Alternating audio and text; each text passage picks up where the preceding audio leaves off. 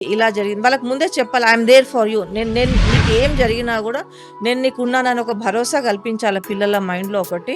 భయం అనేది తీసేయాలి. ఎందుకంటే అలా వాళ్ళని చైల్డ్ అబ్యూస్ చేసేవాళ్ళు వాళ్ళని థ్రెటన్ చేసే ఛాన్సెస్ కూడా ఉన్నాయి. నువ్వు చెప్తే మీ మమ్మీని చంపేస్తా, మీ నాన్నని చంపేస్తా అనేసి.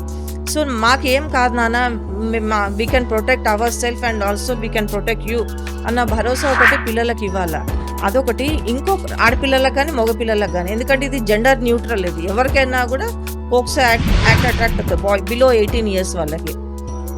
ఇంకొకటి పిల్లలకి ఈ యాక్ట్ ఈ ఒకసారి కేసు ఫైల్ అయిందంటే ఇప్పుడు 18 ఇయర్స్, 19 ఇయర్స్, 20 ఇయర్స్ పిల్లల పైన ఈ కేసు ఫైల్ అయిందంటే అది వాళ్ళ కెరియర్ గ్రోత్ టైం అది.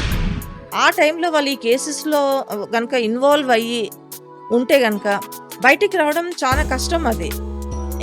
ఎందుకంటే యాక్ట్ అంతా సీరియస్‌గా ఉంది.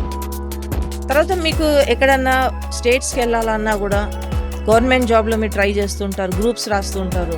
పోలీస్ వెరిఫికేషన్ ఉంటది. పోలీస్ పోర్టల్‌లో ఈ కేసు కనిపిస్తే మీ కెరియర్ ఏమైపోతది?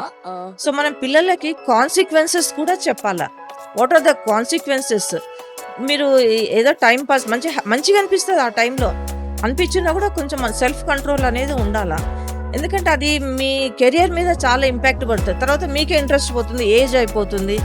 సో కాన్సిక్వెన్సెస్ అనేది మనం పిల్లలకి స్కూల్లో గానీ, పేరెంట్స్ గానీ, ఫ్రెండ్స్ గానీ ఎవరైనా గూడా మనం పిల్లలకి చెప్పాలా.